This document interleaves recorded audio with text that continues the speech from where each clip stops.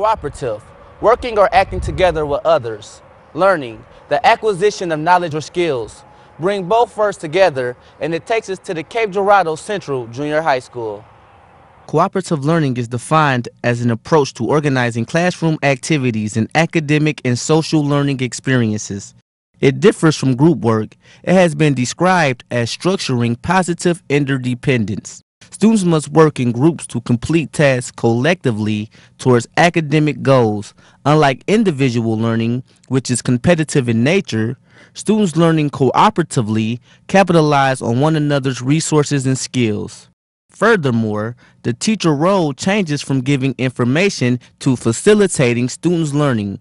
I had a chance to talk to Ms. Rayanne Alpers, who brought the ideals and techniques here to the junior high school, and here's what she had to say. I had the wonderful opportunity through our district to attend what is called a Kagan Cooperative Learning Training. I visited that training site and stayed for 10 days. Getting some information and learning some techniques in basic cooperative learning strategies and cooperative learning in math classrooms, as I was at that point in my tenure moving into core curriculum.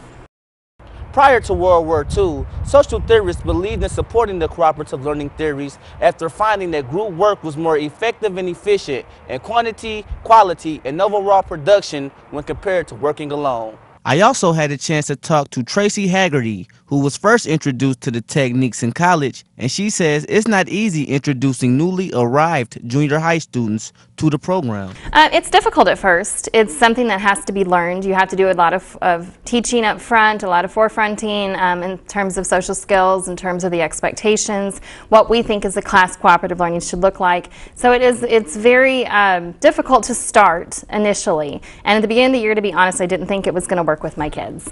Nicole Burley, 8th grade teacher at the junior high school, says with students already being used to the cooperative learning program, it's a little bit easier to apply her own personal techniques. The good thing about where I'm at, I'm an 8th grade teacher, so most of my students have seen it in 7th grade.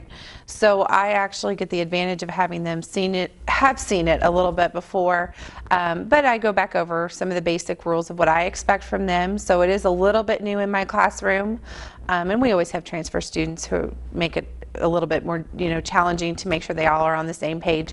But for the most part, my students have seen at least a little bit of it, so it's familiar to them.